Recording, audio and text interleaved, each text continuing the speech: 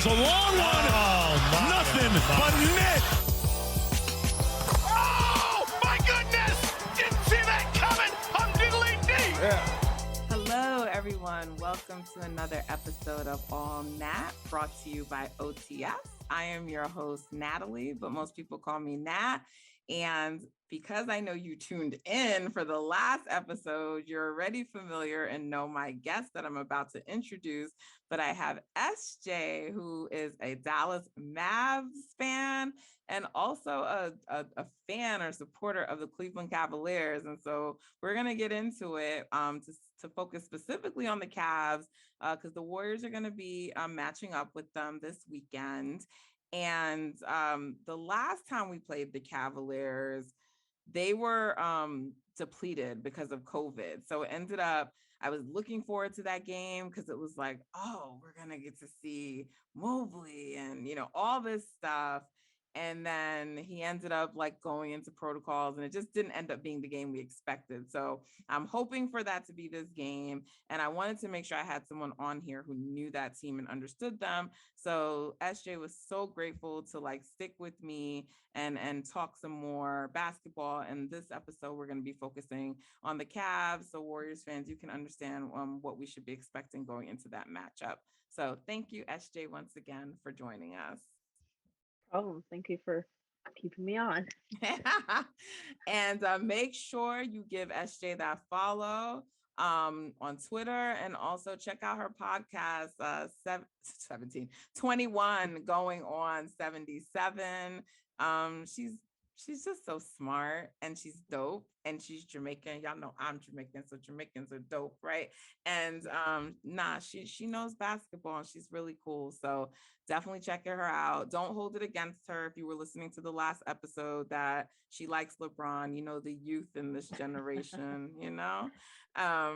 So no, but for real, SJ, thank you for coming back again. So Cavaliers, they have some stuff going on with them. They've lost some. No, actually, before I just dig into the Cavaliers, how girl are a Dallas Mavericks fan and also like a Cavaliers fan? If you're a fan, am I saying that correctly? Are you a fan or are you just like interested in the team?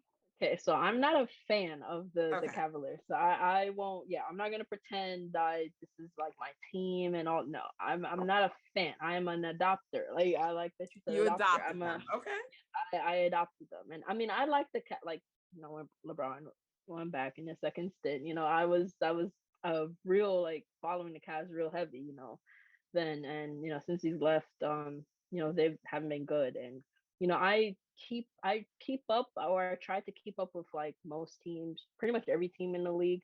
So I've kept up with what they've done, but definitely not in a fan way. But this season, I was intrigued by Mobley. He was the most intriguing prospect to me. I really liked him. So I thought, Why is that? Do you Cleveland. follow college hoops or do you track like prospects? Yeah, so I tracked the like top prospects, really not like so I don't like watch college basketball, so I don't know like everyone, but like I like the draft kind of process. It's really exciting to me. So I keep up with the prospects, and look at videos, highlights, all that, listen to what the scouts are saying and stuff like that. So I try to do that. So Mobley, I was really like intrigued. I thought he was like the best one. Like I know Cade was more like polished, and I could say like at the time he was the best prospect, but I was high on Mobley being like the eventual best player like in And the what was entire it draft about class. Mobley that made you think that? His defense is just so advanced, and was so advanced at the time, and he just had like it was he could score in the post, mid range, and his playmaking for a big, like I just thought he had so much like tools, and kind of like an AD light, and back when you thought AD could have been the best player in the world. I never thought the that, but okay. well, that a lot of people thought that, but I mean, he had other issues why he never got where I don't want to say never, because he's still playing, and he's still he still has years, but it's more than likely he won't obviously get to that ceiling, and there's a lot of reasons for that.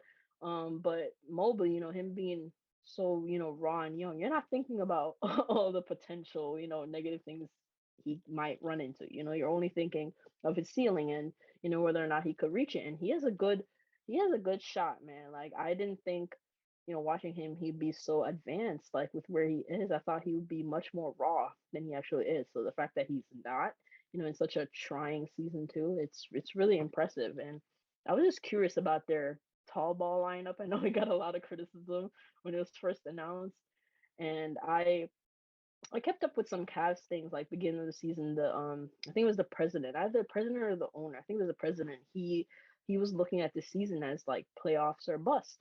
And I was kind of like, are you crazy? Like, do you see your roster? What do you mean, playoffs or bust? Like when I was like previewing the season, I had them, towards the bottom of the conference, of the East, because I didn't feel like they were gonna make noise. I know they had the young guys that who could, provide, some internal development like Garland and even Allen, but I didn't know, no one expected this, and for that wonky tall ball lineup to like work. So I don't know. I I think just the watched. Cavs are maybe the biggest Yeah. surprise of the season, honestly. Oh, 100%. But Yeah, I I don't 100%. follow them that closely, so I don't know, because there are teams sometimes that people like completely underestimate or don't see, right?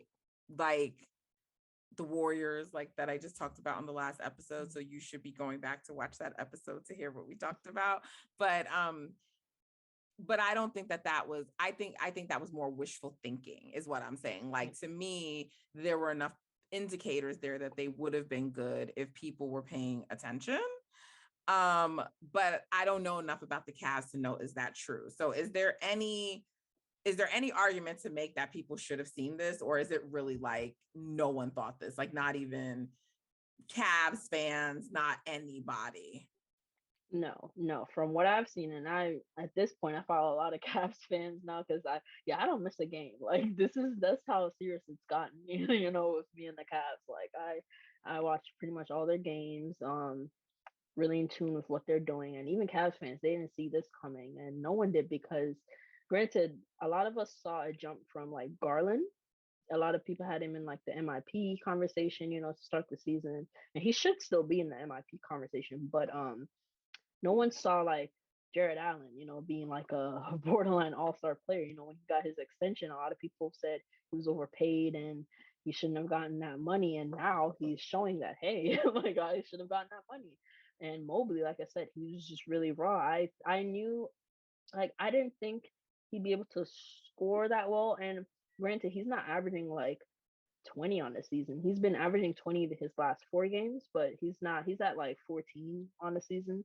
So That's it's not so like he's impressive for a rookie. Yeah, I didn't think, because of how thin he was, I didn't think he was gonna like be able to score like that. He wasn't gonna move anyone in the post. And he's not moving anyone in the post, but he has a lot of, quick moves and counters that I didn't expect from a rookie like that. And his defense, like he's a legitimate like candidate for like an all defensive team as a rookie because he's so good. And the Cavs, they're third in defensive rating. Like they can guard, especially when Mobley and Allen are down there. They're the reason why the tall ball works, because Lauren Markkinen should not be playing small forward for anybody's team, but it works on their team because you have a Mobley and Allen, down there in the trenches to cover any kind of mistake, and they're not too bad on the perimeter. Mobley better than Allen, but like they're not just gonna get cooked is the point. So no one should have seen this coming, and if anyone did, they either just took a shot in the dark or they're lying. So I just think they've been a great surprise throughout the season. I think they're a likable team. It hurt that Ricky, is out for the season with the ACL tear, but I think getting Rondo back, because I'm not a huge Rondo fan, but I can say that with the role that he will be playing for the team, he'll look better than he did like in LA, because he's his only role on the team is really to like pass the ball, handle the ball, get your bigs in their spots. And Rondo could do that. He could do that. So I think he'll definitely help more than hurt the team. So I'm excited to see what that looks like, because he hasn't played a game for them yet.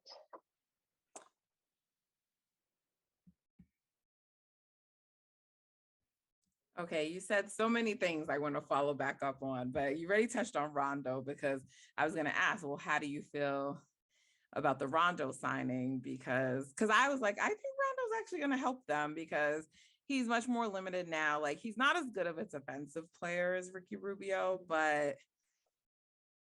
he's going to serve the purpose I think that they need, you know? So they're still losing something by losing Rubio, but I agree with you that I think for what Rondo can still do really well, it will be an asset to this team. Um, and at the end of the day, whether people want to say it's a fluke or it's over, playoff Rondo's a real thing, except in Dallas. So, um, he wasn't that great last year on the Clippers, but there's still always something to be said. I think having a vet who has that experience, and that team is incredibly like inexperienced and young. So like, should they make the postseason, I actually really see Rondo being an asset to them there. Because he will probably be, one of their most seasoned players. And he's coming in to start, right? Um, I don't know. Honestly, I don't know what they're gonna do. Because yeah, they were starting Rubio alongside Garland. Um, when COVID started happening, because Okoro's out right now. He has an elbow sprain. So he'll start, I guess, for the time being until Okoro comes back. Then Okoro will continue starting and Rondo can come off the bench. Um so yeah, I don't know how it's gonna look starting honestly. But for coming off the bench, like you said, and just as a They said vet, he's like a vet excited about going about there. it, yeah. And if I mean he he would be. if he's excited about playing, that means you're going to get a very like engaged Rondo, which has always been Yeah. like a thing about him, like dating back to the Celtics.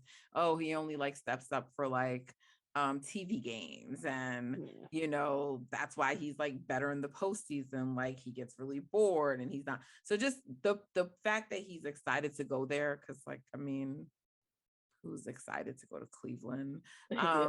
So the fact that he's excited to go there and be a part of it, I think that's a really, really good thing. Um, so we'll see. But I felt like they salvaged, like, I mean, the team is gonna miss Rubio. So I don't mean to say it like it's a one-to-one replacement, but I think Yeah. they did a good job of going out there and finding someone who could probably step in and still help them. Um, and so you said that you kind of like the top prospects you pay attention to.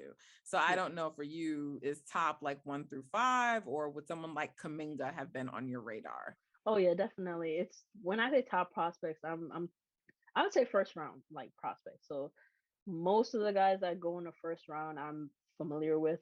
Later first round I might, not know everything about that player, but definitely lottery picks. I know a lot about lottery picks. And yeah, Kaminga, he's definitely one that was on my radar. Especially since he played in the G League. He didn't do the traditional college going to college route. And I mean, he was intriguing because all you heard was, yeah, he's raw, he's, great athlete, but he needs to kind of, learn how to use that athleticism and, develop more of a four game. Um, but I think he's been in the minutes that he's, gotten, especially on a team like Golden State in the state that they are in now, trying to win and contend. I think he's done well, all things Been great. considered. Yeah, But everything I I've wonder, seen. I was curious what your thoughts were on him coming into the season based on like what everybody was saying. Like, do you think that he went too low? Do you think that teams like missed on him? Because I mean, to me, like Warriors fans actually were not that excited about Kaminga. Like they didn't want the team to pick him. Um, and people were like, well, if he's still there at 7, you got to grab him. But there were people just like, oh my God, it'll be horrible. Like, I mean, people did not want him. And I think they're already looking kind of a little foolish about that. Because we had one game versus Toronto where basically Kerr we basically forfeited it. Like he sent everyone home.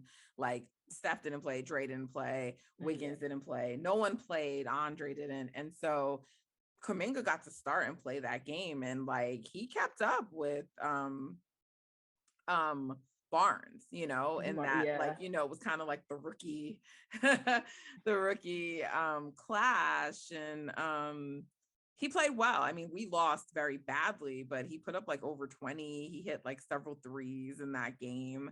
I feel like if he was on a team that wasn't in Golden State's position and you had him just like playing like the way the other rookies were, you would be seeing games like that from him pretty much on the regular, and people would be talking about him more. But like he's not getting that spotlight the way like other rookies would, because they're on teams that are like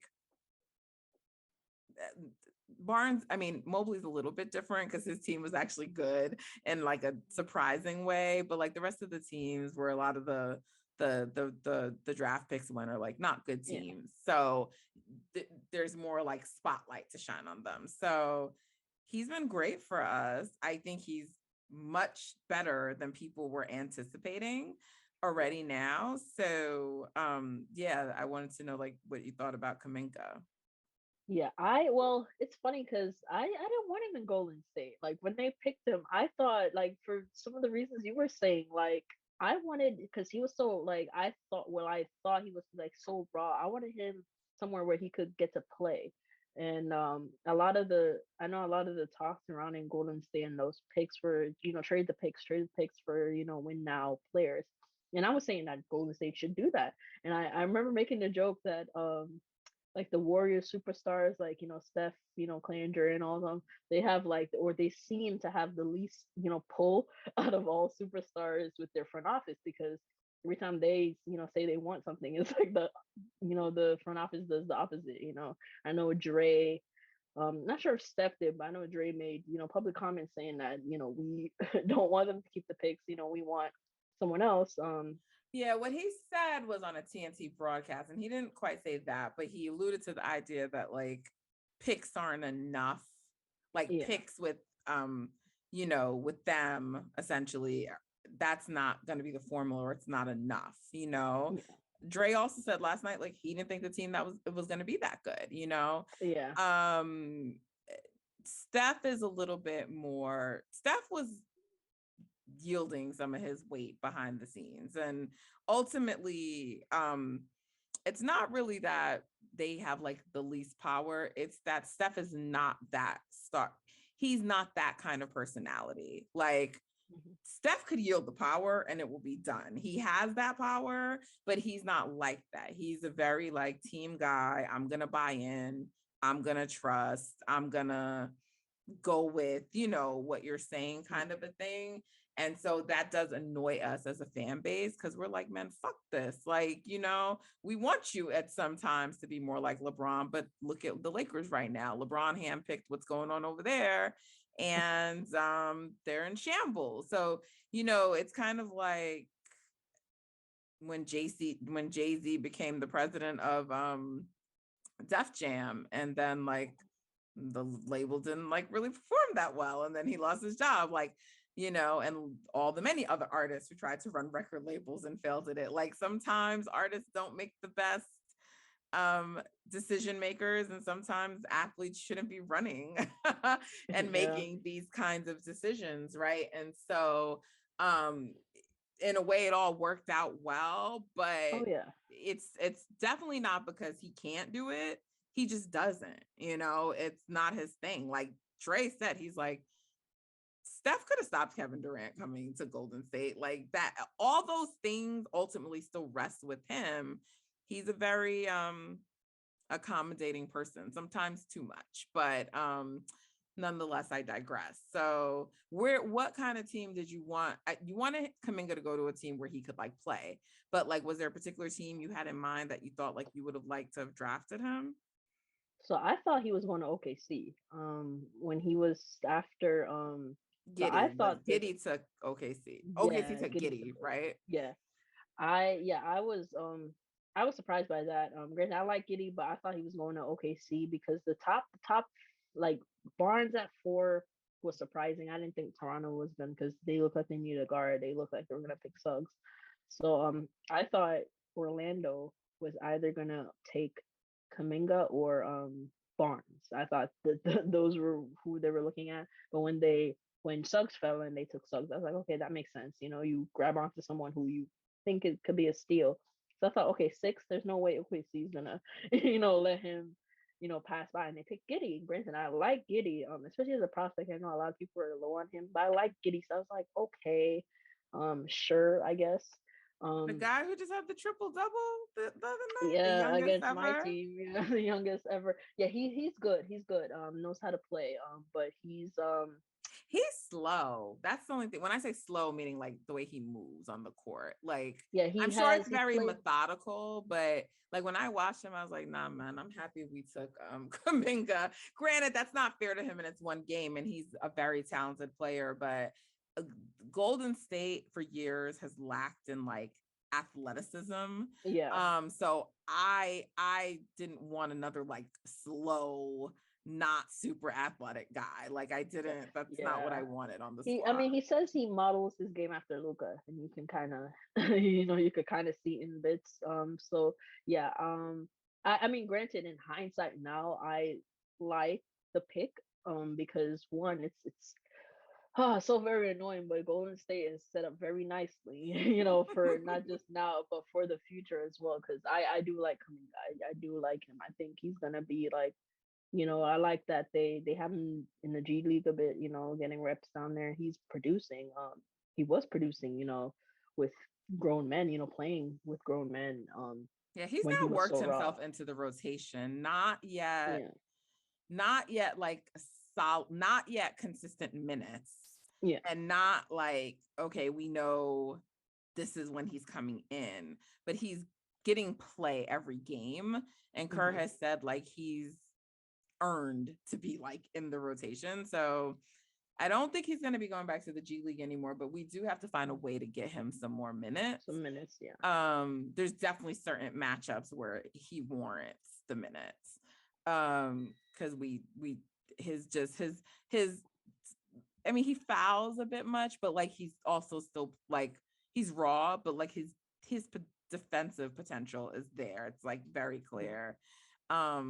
But he's just so athletic and strong. Like the way he can just get to the rim and finish. Like what game was that he did? Like I don't know if you saw, he did this like reverse layup, and it's yeah. like I recall. he just moved so quickly. Like it happened in like a split second. Like when you were watching it, like the result was not what you thought was going to happen when he went to drive, to the basket. And so he's really good. I've loved it. And I'm just like, I ain't listening to y'all no more because y'all told me this guy, because I don't follow draft picks. And I'm like, the way Warriors fans were behaving, I thought this was like the worst decision ever.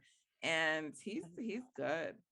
He's a Warriors type. Like he can continue on what has started from the core three with the way how he plays, because he's not a wing player. He's a big that can move like a wing. So it's like he could play that four, small ball five, keep kind of do what Draymond has done. Granted, I'm not trying to say he will be Draymond, but like he can play make. He can when he gets more comfortable, you're gonna see a lot of Draymond like elements in his game, and he can yeah, like carry it on. Like granted, I don't know how you guys like feel about Wiseman at this point. I know he hasn't been back yet to show I was gonna any ask you kind of. next about Wiseman. Like, what were your thoughts on him in Yeah, I'm terms not of too like a high on draft him. pick?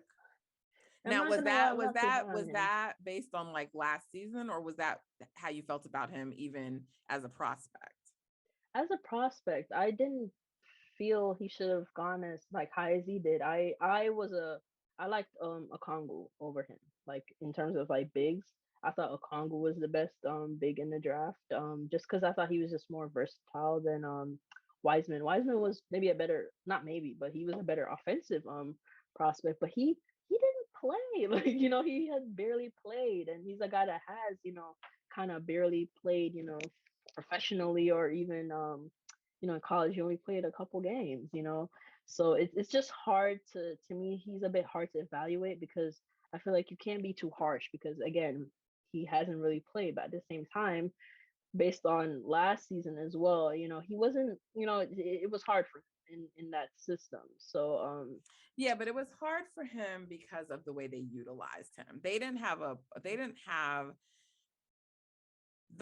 do with him what they're doing with Kuminga this year, right? They kind of like said, you're going to be one of our main guys one day, so we're going to throw you out there yeah. and we're going to kind of like feature you as a centerpiece, a kid who didn't play many college games, a kid who missed training camp. He's now had COVID twice. I mean, he's just had a very awful beginning to his career. Then he had this injury, so um he should have been not like force fed last year. He shouldn't have been put in positions where like they wanted him out there making reads. He wasn't there yet, Yeah. So I guess it's fair to say the jury is still out on Wiseman. What I will say is that he was walking his way into like almost like double doubles, close to it, not looking great, according to certain people and different things. So I think when he's used in spot minutes in a more limited role coming off the bench, assuming he does come back and we see him this year, I just think he's going to look so much better, but certainly his development is behind the other guys, even though he was drafted a year before them. Definitely. Yeah, I agree with that. I Because they just even think brought in, I'm sorry, they even brought in like special coaches now to work with him, which oh, they to work with didn't. it. So they had no development plan. Like they just got like a big and like that was it. They didn't Yeah. have like they overturned their like a significant portion of their coaching staff this summer. So they got some new people in. They brought in the coach who worked with like Jokic. um and so they this year put a development plan around him. He was actually supposed to work with Kevin Garnett in the off season, and then he got the injury. So they have a development plan for him now, and so I think we got to see it play out.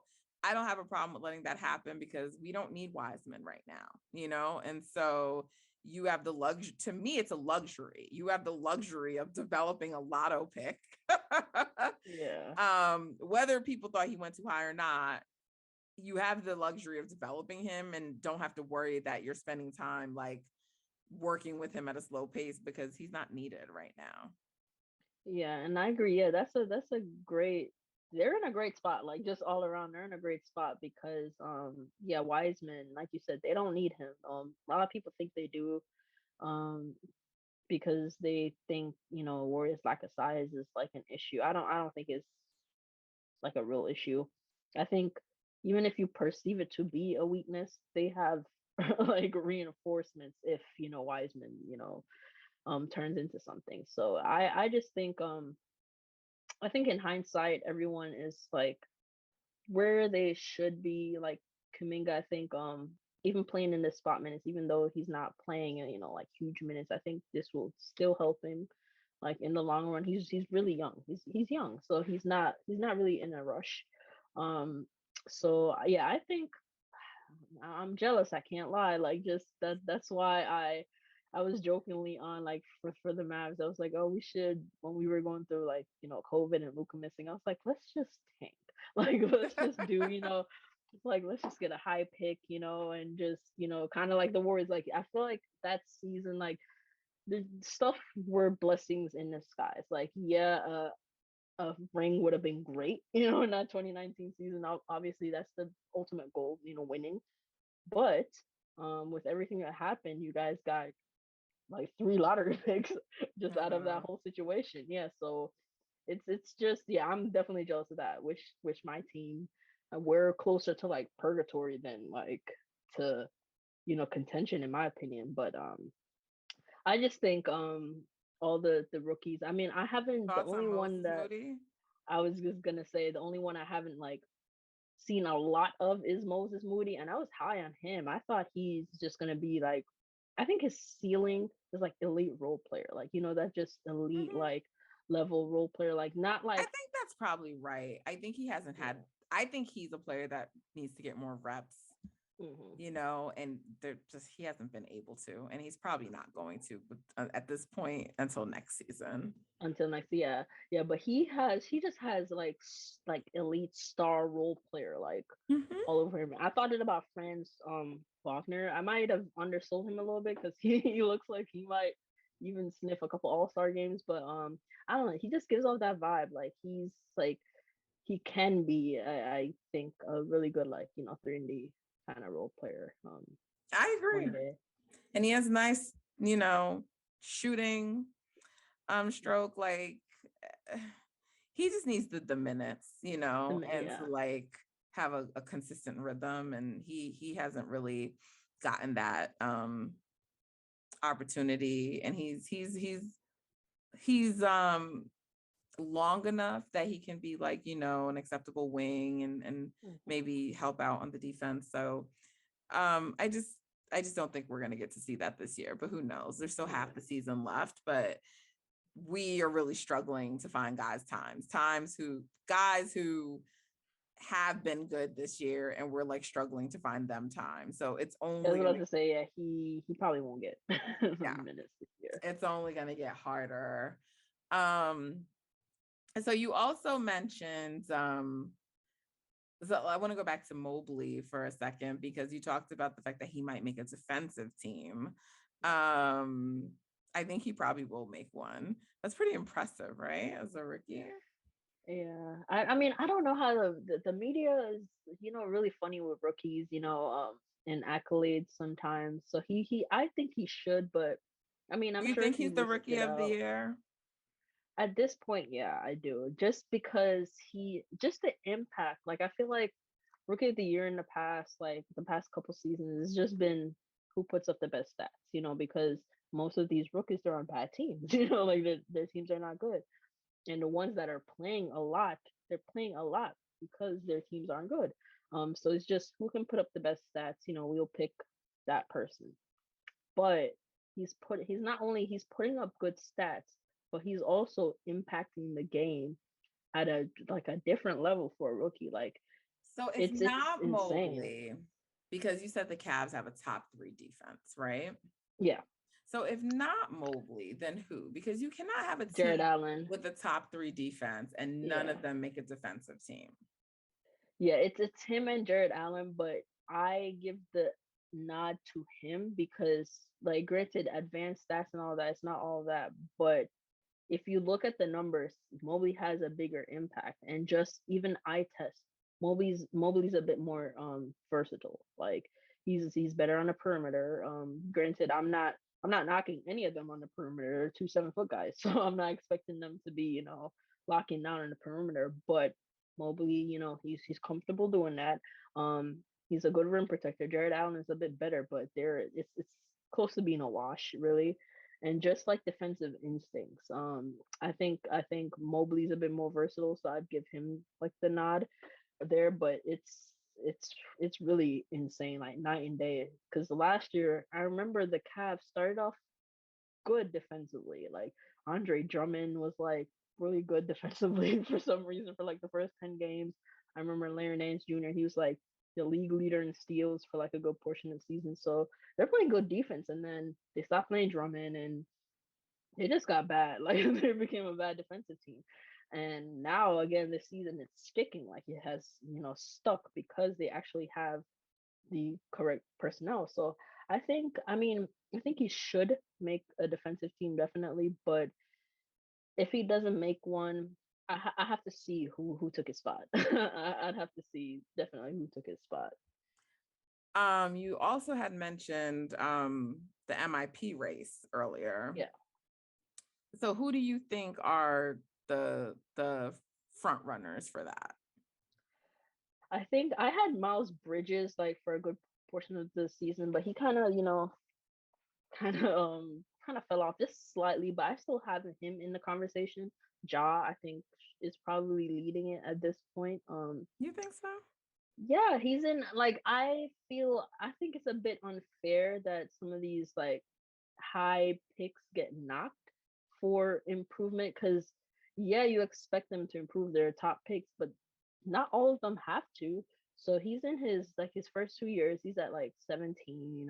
Like his second year. Like I thought he improved, but a lot of people were counting him out. Like a lot of people thought, okay, he'll get better, but how much better? Maybe like a 20-point per game score, like maybe 20 and 10. No one was really saying he was gonna be averaging like 25, 20, No, I 26 laughed at him when he said he was every. a top 5 point guard in the league. Yeah, yeah, But and that he being said, played was like why that. I don't think while there's no like official rules for MIP, I don't think Ja is the kind of player intended for That's the MIP. thing, and a lot Like of people he think should be so. in A the lot of people think MVP so. conversation. Like if it continues, and I'm not saying he's going to be high in the MVP conversation, and he missed some time, but if he continues to score at this clip, and right now he has the, I shouldn't say he has because he missed some time and his team was still winning, but like Ja, they need Ja. But if the Yeah, Grizz remain like a top 4 seed when they were a playing team last year, and he's putting up these numbers, why are we only talking about him as MIP and not a candidate for MVP? I guess that's my counter argument. I think yeah, MIP is that's true. not, to me, like he's more worthy of something bigger than MIP, I guess is really my argument. Yeah, that's true. And that was an argument for like I know a lot of there's like this unspoken rule that second year players shouldn't be considered either for MIP. And that was like a big debate, like because Luca finished like top three, and I was kind of like you. I didn't have him in the MIP race that year because I thought he should have been in the MVP like discussion that year. So I thought about it like that too. But I don't know. I just think I don't know. I feel like this award might need some criteria to make things a bit, clearer because that's a valid point. But at the same time, it's like, damn, I feel like we're penalizing, certain players because we think development should be, linear when that's not necessarily always the case. But I think Garland, like outside of Ja, I think Garland is another one that should be considered. Miles Bridges. I think Jordan Poole is another one that he had a lot of steam too at the beginning of the season. For what he was doing in the summer league. I think he's all in the conversation. But I don't know. I thought this award, like I said, I thought Miles Bridges was gonna run away with it. But it got really tight. I don't know. I think Brunson. I even think Brunson, on a map should be, considered too. So I don't know. It's suddenly it's a tight race. It's a really tight race for MIP.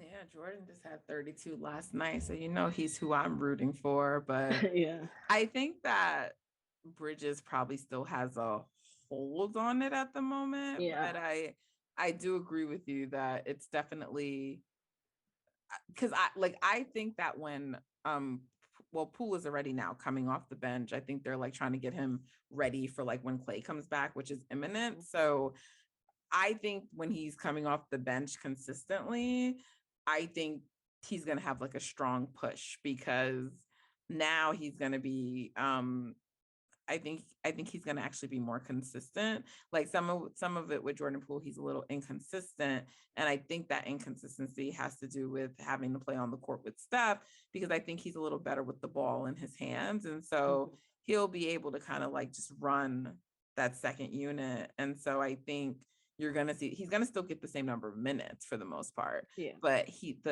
I think you're going to see him being more consistent.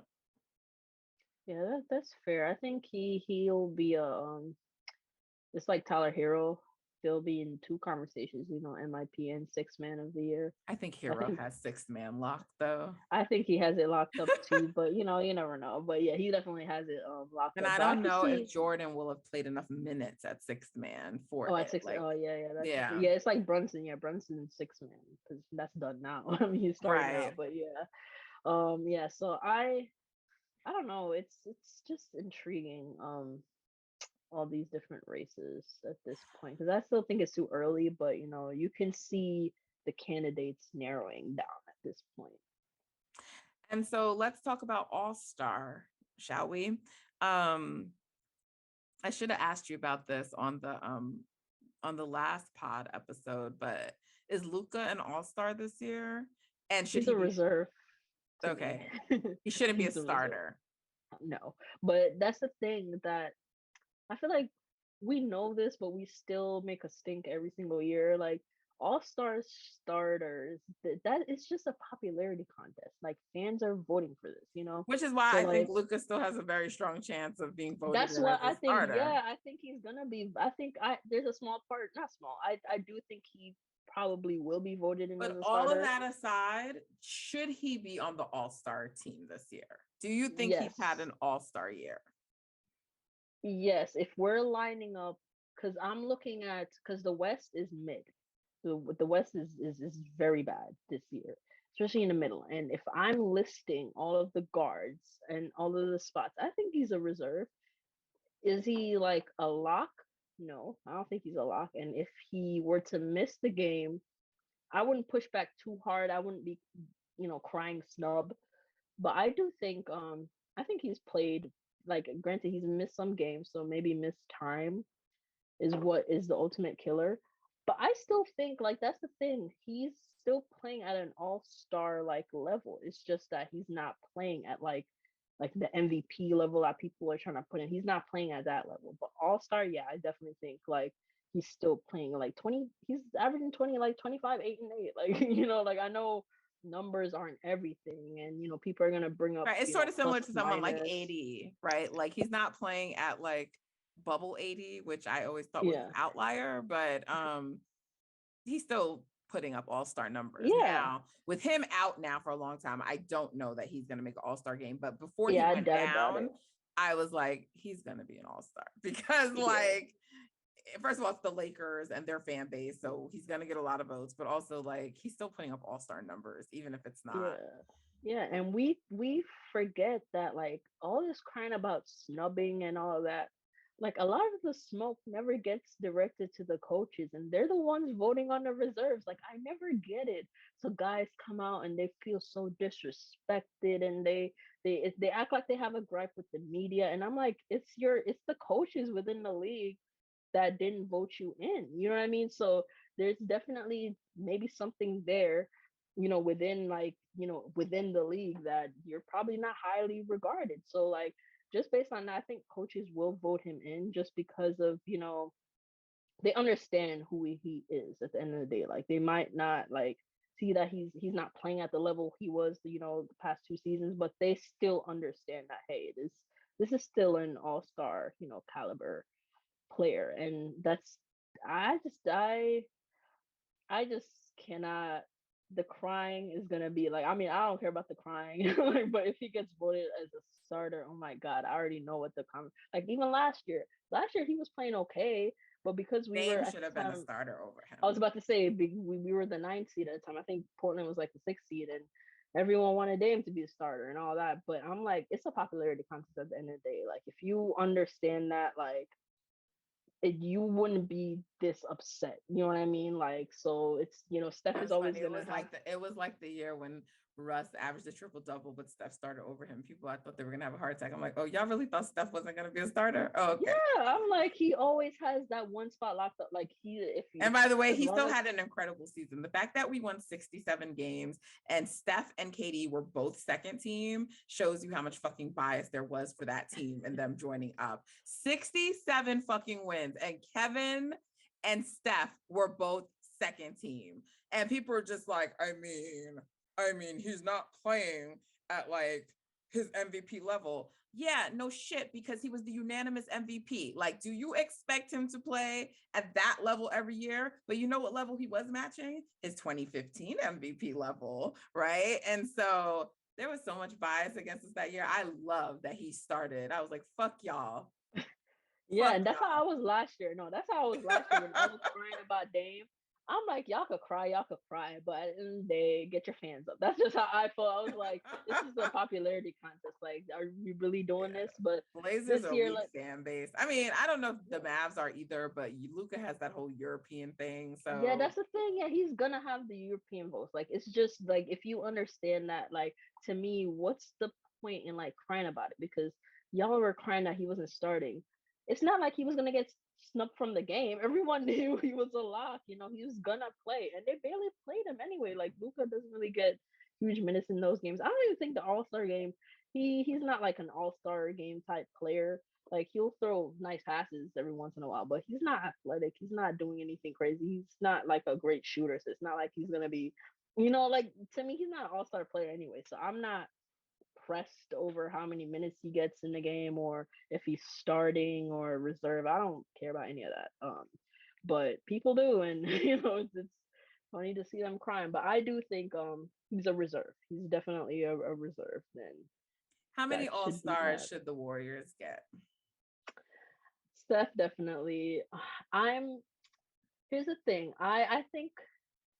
I they know should you don't have. think we should get one All-Star, so let's start No, with no, the no. I was about to number. say, yeah. How No, many I was about to All-Stars should say, the Warriors get? I think they should get 2. Mm-hmm. And it's going. I don't think Wiggins and Draymond should be in the game. I think it's an either or there. I think it's an Who either should or. be in there over those two? Tell me the players. So I have okay. So if we're talking front court players, Jokic, LeBron, Mm-hmm.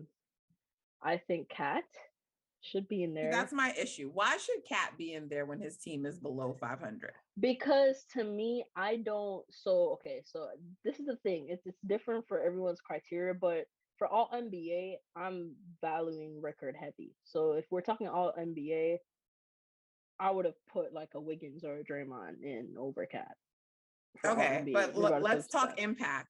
Cat is more impactful than Dre? No, definitely not. But for All Star, I value all like I value record in like the All Star game, So but take record out of it. Impact. impact is it's Draymond, but at the same time, like the teams are different. You still have to look at the teams and the like. Cat is the guy on the Wolves. Like even though Ant is making a case to be that guy and And all this that, team is below 500. and his team is below 500. And there's I'm a not. case. There's a case that Ant is the guy. I mean, I would There is agree. a case that Ant's the guy, but it's still Cat's team. Still, like that's what they want you. That's what they want to make it seem like. So I just for production wise, like he has been playing okay. They're in the playing thing. Like we're talking about below 500, but I feel like we can't even like below 500. We can't use that because in the past, below 500 would mean you're out of the playoff, picture, especially in the West. Like in terms of a Western Conference, usually means like you're outside of the No, but playoff below picture. 500 to me just means you don't have a winning record. I don't really care that much about seeding. You don't have a winning record. And if you don't have a winning record, like I don't think that Cat shouldn't not be an all-star. I don't see the argument for a person right now who's out of the top 8 because play-ins are a new thing, right? So I don't see right now you were out of the top 8. Your team is below 500. Draymond Green is the clear front runner, in my opinion, for Defensive Player of the Year. Oh, he is. He is. And he's more impactful than you. What is the fucking case for Cat over him, except that he has more counting stats than Dre? That's the case. That he has more counting stats on a losing fucking team. But he's the guy on his team, and yet a plane is new. But I feel like we still have to. This is kind of what the league wanted. We kind of have to honor that it's still the playoff. A playing team though isn't picture. A good team to me though. It's not, but they're in the playoff picture. You see what I mean? Like they're like I don't like I said I don't like agree with it 100%, but I do have to. Granted, I'm a bit biased too because another person that I have like I would put over Draymond in the game, and you probably would say no. Porzingis, I'm sorry. I would have Porzingis in there. I would. Yeah, I've heard this talk lately, and y'all are wild. Y'all are out of your damn mind. Here's the thing. Y'all not gonna tell me last year that man is not helping. This year he's a fucking all-star, man. Listen, you Dallas Mavs fans. But that's the thing. Last year he was asked. He wasn't healthy, and this year he's healthier. And here's the thing. I'm not a KP over Dre. You've gone a step too far. But that's the thing. I'm not saying he's like a better player. Like if we're just talking like just all-star cases, if we're talking counting stats, obviously he has a B, and Draymond is not the guy to look at, counting stats. But counting stats have never just been the reason for all-star. Like you do look at impact stats, you look at like other things. He is Defensive Player of the Year, and he's also incredibly important to the Warriors offense. Yes, it is all about Steph, but like Dre is incredibly important to their offense and way more impactful. And I agree, but Draymond I feel like stuns Kristaps Porzingis, and he should be getting a spot over Dre. Like, I don't even agree with the Cat one, but like I've heard people talking about Cat. I don't think he should start over Dre. I think Cat should be the reserve, and Dre should get the starting spot. Oh, so are I we talking think like starting spot? Like yes, because I think LeBron and Jokic are definitely going to be the front court starters. But after you take those two, who else has like really been so great in the front court that they deserve to be a starter? Okay, so see, okay, if we're talking starter versus reserves, okay, then no. Okay, we can talk either one, but let's just talk who should be front court. Forget about whether they start or not, but really, who are the front court players outside of Jokic and Bron? That's the thing, it's hard because Paul George was definitely a lock, but he's been in and out the lineup. So and I would have been fine with Paul George. Would have been fine with him, but he's hurt now because Paul George is also my guy. But honestly, him being hurt is the only reason, because he got hurt, or we heard he was going to be out, I think, the day All-Star voting started. I had already just voted for him earlier that morning, and I was like, fuck. And I said, okay, well, now I'm not going to vote for Paul George anymore, because like he's going to miss mad games. Like he might come back for All-Star. Like he might be back in time for All-Star, so maybe he still gets in as a reserve, but the amount of games he's going to miss, in my opinion, justifies now putting other players over him. That's the only reason. Yeah, I agree. It's not a great pool, like for front court players. Kawhi is out. Which is why I Anthony Davis is down. Yeah, he's down. But I mean, like I said, I have my guy in there, which is why there's less spots. But I just think the way how it's voted, like the spots for like these impactful players that might not have the counting stats, I feel like there's less spots for those kind of guys than what are KP's numbers this year? He's averaging like 21 and like 10 on the season with like 2 blocks. 21 and 10. And what are his shooting splits? We're not going to talk about his okay, but Andrew Wiggins is averaging just under 20. He's playing all defense level. Is Kristaps playing all defense level? He is. Okay. Porzingis is. He definitely okay. is. So you're saying he is, because I don't agree, but okay. So you're saying he is, and his shooting splits suck, but Andrew's shooting splits are awesome, and he's over 40% from 3. He's 58%, I think, effective. And you're telling me that Porzingis deserves a spot over him? Because of roles, because I'm valuing roles as well. How is his role bigger than he had to be a number one. He was the number one up. Like Luca missed a ton of time. But he's games, not the number one guy on the team, and he hasn't been all season. He just had to for a period of games. And he played really, really well in those. How many games? And he played about. It was like he didn't play in all of them, so I would say he played maybe like 7 games, right?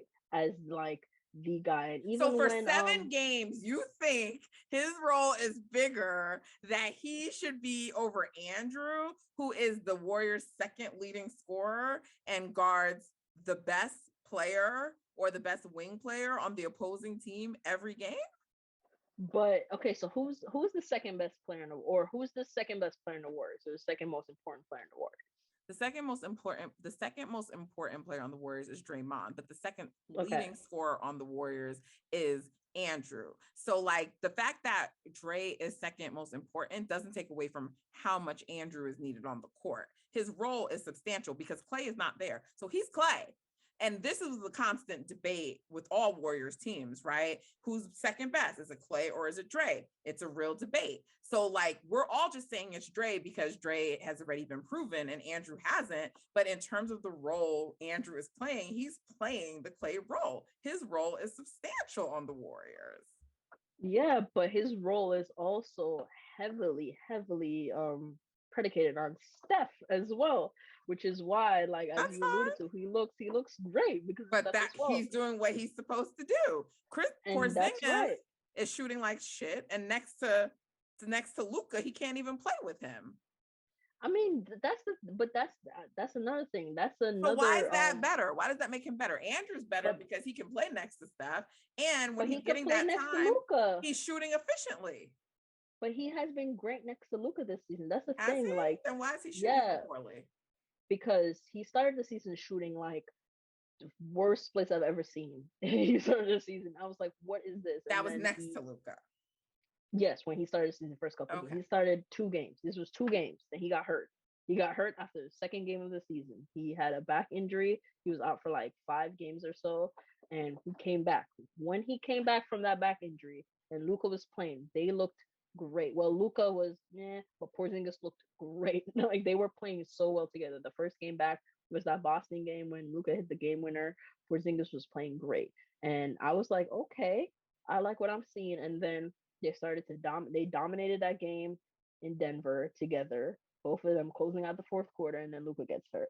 And that's a story of like the past couple seasons. Every time they start to dominate together, one of them gets hurt, and then when one comes back, the other one gets hurt, and that's just the KP's story. making a defensive team this year. Oh no, he's not making it, but he has been So he's excellent. not even He has, making a defensive team, but you're telling me he's playing all defense level defense? yeah, because there's only 2 teams. Like you know what I mean? Like there's only like you can. It's like But saying Andrew's likely to make it. So that means Andrew's playing better defense than KP. I don't think he's gonna make it though. Oh, I don't okay. think he's gonna You make did, it. what did you think the Warriors were going to be this year again? I don't listen. So your predictions about the Warriors haven't been too great, but you don't think Andrew's going to make a defensive team? I don't think, and when I say I don't think so, it's not necessarily my personal feelings. It's just what I think is gonna happen or how they're gonna vote. I don't see them voting Wiggins in like You for know all what I defensive saw teams. last night during the game on NBA TV? A poll that went up on the screen and said, should Andrew Wiggins be an all-star? You know what? I didn't see that poll for Porzingis. And they were talking about Andrew Wiggins last night. They were like, he's in all-star conversations this year. What a season he's having. So I'm thinking that he's going to make the all-star team. But I mean, he very well might. But like, that being said, so SJ, I don't think my listeners are gonna appreciate this Porzingis propaganda. Okay, I gotta stick up for my guy. Like I will entertain, but Porzingis. Listen, I've been hard on Porzingis. Granted, I've been in the trade Porzingis camp, and I'm still kind of in that camp. I just think he's not going to be really reliable, especially when you need it the most. Just because of his injury history and stuff. So I've been hard on him. Last year, everyone said it was like the most efficient year of his career, all that, but I was hard on him because he did not look great because he couldn't move. He couldn't defend anything last year, and he he was his most efficient, but he didn't like the role he was playing. So it was just a lot. So I think just because I was hard on him, that when he's playing well, I have to kind of give him the credit. And I mean, I'm shameless with my ballot. Of course, I'm voting in Porzingis as a starter. Do I believe he should be starting? Hell no. But You should be voting he's for my the guy on your team. You should. I'm not yeah. doing So that. I'm giving. But if I'm like objectively speaking, like if you would tell me, yeah, I'd put Wiggins or Draymond in the game over Porzingis, I'm not gonna push back on that because that's like, like that's fine. They're the number one team, like you said. They're producing. You might think they're more impactful to their team. So That's you think fine. we But deserve two? Who do you think the second spot should go to? I think it should be okay. Here's the thing. I think it should be.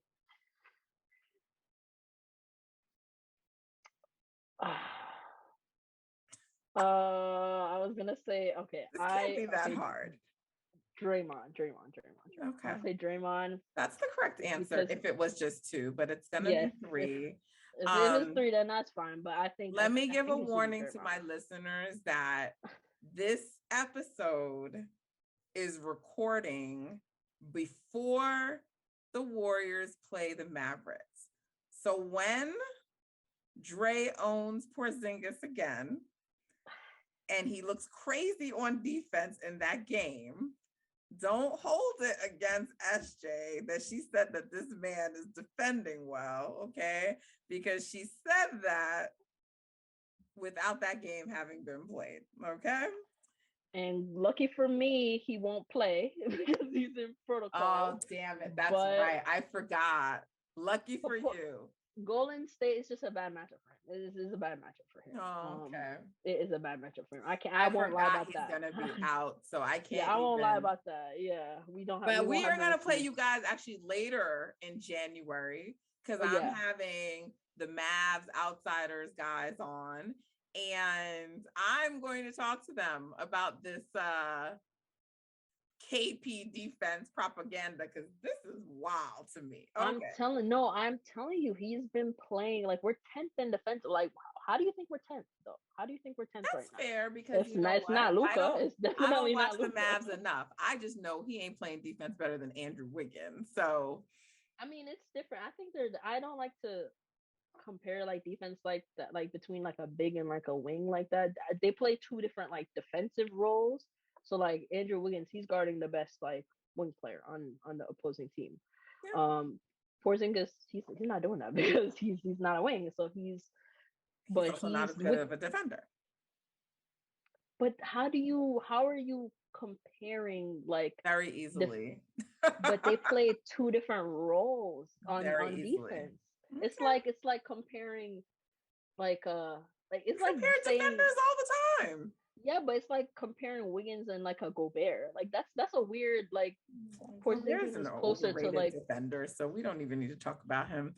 Okay, we're gonna move on from this propaganda, but I want to talk about All-Star on the team that we are gonna focus on a little bit more, and that's the Cavs. So they have an All-Star, I think, at least, right? One. Yeah. Jared Allen. Yeah. I think yes. I have him as I think they should get two. But I don't think they will. What is their ranking in the East right now? They're 5th right now, in the East. But it ain't getting to. But that's they're 4th in net rating. They like the whole of December. They blew out teams. They just blew out teams. 5th seed is not getting to, and it's Cleveland. Do they even have a fan base? But the All-Star game is in Cleveland, so they should really throw them a bone. But really not. They were 3rd until like the whole, Garland went down and all that. But I think if they probably have one. I don't see coaches voting in 2 for them because I don't think they'll have anyone starting. I think they'll have 2 reserves, and I think coaches are only going to vote 1 for them. So I think the coaches might vote Garland, if that's the case, because he is the guy. Like I like Allen a lot, but Garland is the guy. Like he's getting, Allen and Mobley those easy buckets and stuff like that. So I think they'll most likely vote Garland, but I do think Jared Allen needs some serious consideration. So you think they should have 2, and you think it should be Garland and Jared Allen, but if they're only going to get 1, you think you think the coaches will vote Garland, but do you think it should be Garland, or do you think it should be Jared Allen? I think it should be Garland at the end of the day because Allen's great. He provides a lot of defensive impact, but like it's still Garland setting the table for a lot of guys on that team. And just like not just on the ball playmaking, but he has stepped up his game off the ball as well. That was a big knock on him that he didn't do anything off the ball and he was just, small guard, all that, but he has overall like improved a lot of aspects of his game. And he is like he's not like an offensive engine, but he's the guy that stuff is running through and that sets the table for a lot of guys. So I think it should be him. I'm sorry, I kind of keep flipping back and forth, but do you think that Luca should develop any off-ball component to his game? Yes, definitely. That's definitely a big like criticism on him, but I think it's a bit like the way they scheme. Like a lot has been said that he just stands at like half court or whatever. Like that's on purpose a lot of the time, like based on scheme. Like they use him or they keep him far away if he's gonna be off the ball sometimes, so that they can play like 4-on-4 basketball. Like the other guys can play 4-on-4 basketball. So sometimes like people like, show clips of this and that, and I'm like, a lot of it is on purpose. But I would like to see him like, or them running more sets of him like screening for people, and I just want to see something different because he's like 6'8", you know what I mean? And he's like, there's so much. He's not like super athletic, but there's much more you can do with him, I believe, without the ball in his hands. And that's why I really like the move to start Brunson, because you kind of see some of it. Like when I saw it in the OKC game, like a lot of that first quarter, Luca was off the ball and he was like screening, and Brunson was like handling the ball a lot and stuff like that. So I do think it's something to develop. And they need to put the players in place as well, because I had to watch like when Luca was out, like they played well, but I had to watch like Dorian Finney-Smith running pick and rolls, and that just should not happen. You know what I mean? Like that just should not happen in any circumstance. So like he should, but I definitely like, we also need personnel that can allow that to happen at least more consistently. You think Brooklyn is missing Jared Allen? Oh yeah, they can't rebound, of course. But I mean, if they had to let him go to get Harden, I guess you always do that deal. But But they did could have they fought have to let him harder. go to get James Harden? I think they did. Some or Nets. I know on the outside we say that, but I think I I've don't know seen that much Nets. about the deal, so I'm not Yeah, gonna like. yeah, I've seen Nets people say that like they kind of had to like give him up. It was more so the Rockets side where, couldn't you guys have kept him like and not like given him away to Cleveland for basically nothing? It was like a second round pick. So the Rockets are the ones like that get like penalized for that. Like, why didn't you guys keep him? But yeah, I think Brooklyn like had to give him up anyway. Okay, so what should you haven't had a chance to see what Rondo is gonna look like, but hopefully by the time the Cavs play the Warriors, I think he'll be playing, hopefully. So let's assume Rondo's playing, even if you haven't had time to see him in there. We know sort of what player Rondo is. So I mean, how do you think that matchup goes between the Cavs and Golden State, considering they are a team with length and people perceive that our interior, lack of interior defense and our size is an alleged issue. So this is going to be a team with length. They hopefully will be as healthy as they can be playing us. What are you, and you tune into all Cavs games, so what are you expecting to see when they play? Well, it's gonna be a dogfight. I think these are two really good defensive teams. Like Cavs defense is real, Golden State's defense is real. So it's not gonna be a situation where either team is just giving up easy buckets like all game. So it's gonna be a hard fought like contest, I think. And Klay, I think, is returning for that game. Possibly. So yeah, possibly. So I'm intrigued to see how the Warriors lineup rotations going to be a bit different. I assume he's going to come back on like a minutes restriction kind of thing. So I'm intrigued to see him and how they handle that situation. But on Cleveland side, I do think this is why I'm really intrigued to see what they do in the off season, because Cleveland could very well be a Milwaukee Bucks team. That first year when Jason Kidd took over, and they were like good for like the first half of the season, like before All-Star break, because they were playing that weird like trapping defense, and everyone was kind of caught off guard by it. And I fear that like Cleveland could be in that situation where like tall ball is just so flustering to opposing coaches and coaching staff. But after the All-Star break, or with more time to scheme against it, it could kind of easily be dismantled.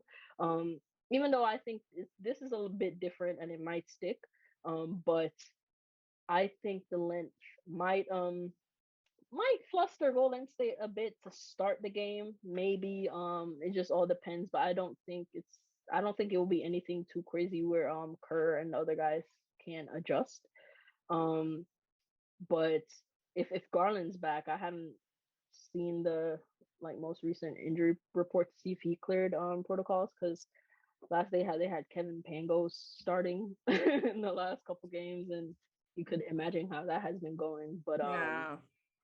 yeah, but Garland, I'm intrigued to see like that matchup with like Gary Payton, Gary Payton's son. Is it third or second? It's second, right? GP2. Second, okay, yeah. We call him GP2 GP2. too, yeah. Mm-hmm. So I'm intrigued to see that, because it feels like no one in the association could stay in front of Darius Garland. Like, he is getting wherever he wants to go on the court, because he's that shifty and fast. I'm intrigued to see I if like he Garland. can, I yeah, like him.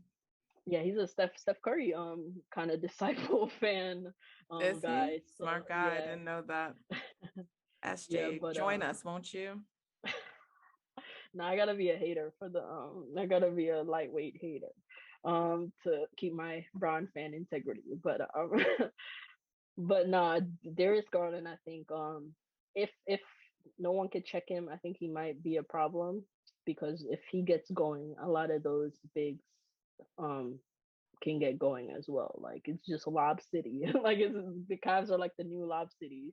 And Kevin Love has been playing like really well the last couple games too. He's having kind of like a resurgence this year too.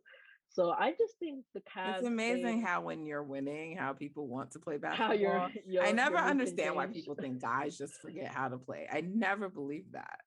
Yeah, he's just in such a better mood. You see him, he's energized and all that. So it's nice to see. So the Cavs, I don't think they have all the juice in the world offensively, especially, but they have some weapons they could go to make it interesting.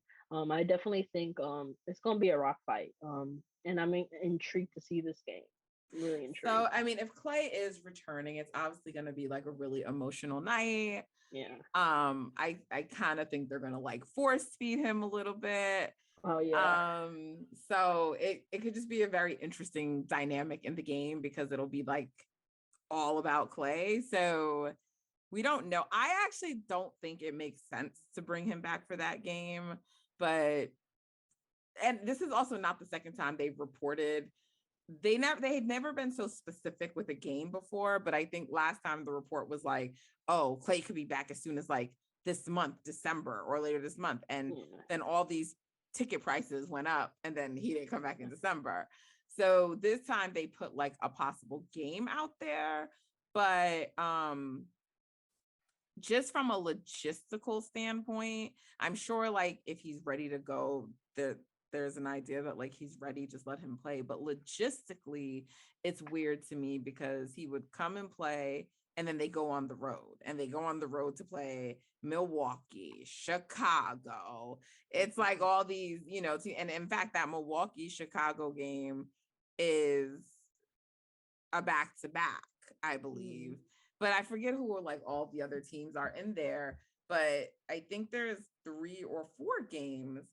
And I'm like, it's really weird to have him come back to play against Cleveland, who, by the way, is a pretty good team, right? Yeah. Hold on. And a pretty good defensive team, which is, I think, the more important factor to me, because you have a guy who's like coming off injury and hasn't like played, So to me, I feel like you'd want to kind of like throw him back in, maybe against like easier competition. But maybe not that like I'm trying to like play Klay or who he is, and I'm sure as a competitor he doesn't give a shit who it is. But I'm just saying, like, if I was like bringing him back, it seems a little odd to me. So let me see. It's okay. So we play Cleveland, and then it would be Memphis, then Milwaukee, then Chicago, then Minnesota, right? All of those are good teams. Yeah. And I'm like, this makes 0 sense to me, because after that, we have a 7-game homestand after those 4 games. And Detroit is the first game in that homestand, then Indiana, then Houston, before you play Utah. Like, to me, that just makes so much more sense logistically. And at least it's a homestand. So, like, Warriors fans, Dallas is a part of that homestand as well. So if not for that first game, but definitely by the second time we play Dallas, Klay should be on the court, but I just think that makes more sense. Warriors fans, they'll have like 7 games at home to go see him, welcome him back. And, the first few ones are like soft, so I don't know. That's my thinking, but right now it's Cleveland. So we'll operate under the idea that it's going to be the Cleveland game. So we'll see. But I think that in Klay's first game back, there's going to be so much energy in the building. And so if that is Cleveland, it's going to be just emotional. I don't know if weird is the right word, but it's going to be emotional. I definitely think there's going to be a lot of force feeding to like get Klay buckets and stuff like that. So, or, for him to like put up his first 3. So, it'll be interesting, but I think in that kind of emotional game, they're going to like really want to win in Klay's first game back. So, we'll see what happens, but nonetheless, I hope it's a good matchup. And I really am excited to like see what Mobley's like on the court. I am looking to see if they're going to put Kuminga out there, because I'm always kind of looking, because he takes it as a slight. Like, he feels like every team that pick players over him, he views it as a slight, as many draft picks, do. So I kind of think he takes those rookie matchups, even though he will not get to play like the amount of minutes that Mobley is. If he gets time, I think he takes those personally. I'm intrigued to see that too. I think coaches feed into that too. Especially like, I don't mean to bring back the Mavs, but Desmond Bain like destroyed us in that one matchup, and after the game, because we were looking to draft him, but we picked Josh Green, and he brought it up, said, hey, they picked Josh Green over me, and Josh Green didn't even play tonight. He said that, and literally. And Josh Green at the time wasn't in the rotation. Literally after that game, Josh Green has played in every game other than when he was in the protocol. He has played every, and he's looked all right. So Desmond Bain probably saved his career now. But coaches play into that a little bit. So I hope Steve gives him a little run, especially when Mobley is in the game too. Yeah, I would like to see that. So I'm actually really looking forward to that game, because I was really disappointed that Mobley went into protocols and like they didn't have their squad. So I'm looking forward to that game. So I really appreciate you talking to me all this time and staying with me to talk about the team you adopted. Wow, your all-star stuff. Ooh, I'm still thinking about that, but I won't hold it against you, SJ. You going hard for your team, and I get it. I would too. So thank you so much again for staying and chatting with me. I really, really enjoyed this discussion. I'm sure my listeners did as well. They may not like I said, your fandom for Mr. James or this KP propaganda, but overall, no, I know they're gonna love the conversation and all that you brought. So thank you. I appreciate that. Yeah, thank you for having me on. This was fun. Great discussion. I really enjoyed it. Oh, good. I'm glad that you did. I always want people to feel like they felt like their time was well spent and it was worth their time. Guys, follow SJ. She's great, as you can see. And give her pod a listen. 21 going on 77. It's available on Apple and Spotify. Give her 5 stars. Rate on that 5 stars. It is available on basically all streaming platforms. You can subscribe on YouTube, follow the channel, leave me some feedback. I love to hear it. All of your support is so appreciated. Thank you so much. And until next time, take care, guys.